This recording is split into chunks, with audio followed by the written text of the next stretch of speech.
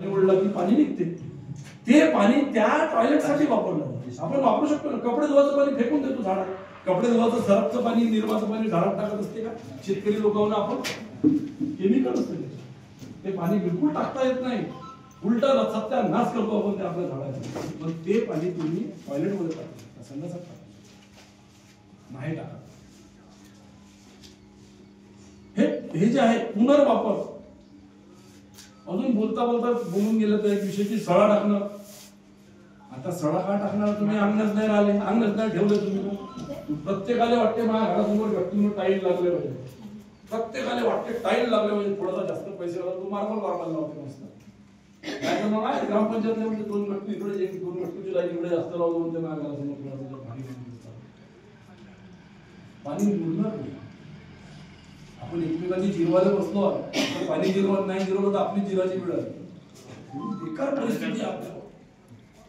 शेती हळूहळू कमी होऊन राहिली कारण की गावं वाढून राहिली, शहरं वाढून राहिली. पहिले काटोलला सावरगाव तुम्हाला असं वाटत होतं किती दूर आहे, आता असं वाटते बस आता 2 मिनिटात पोहोचतो कारण घरं गावं वाढली. काटोल शहर वाढलं. आमचं नागपूर कळमेश्वरला टिकलं, तिकडे कामठीला टिकलं, इकडे सावनेरला टिकलं, तिकडे उमरेडला टिकून राहिलं. आमचं हिंगणा पूर्ण नागपुरात येऊन गेलं. जमीन राहिली कुठं? शेतीच नाही राहिली. मग पाणी जाणार कुठं आहे?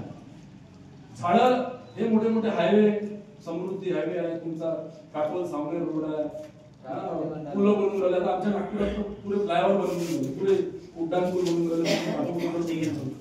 झाडं लाखो झाडं तोडून टाकले कारण विकास पाहिजे आपल्याला. मग त्याच्या पर्याय आपण झाडं लावले नाही. हे जाणीव असणं म्हणजे जलसाक्षर. नुसतं पाण्याची माहिती असणं म्हणजे.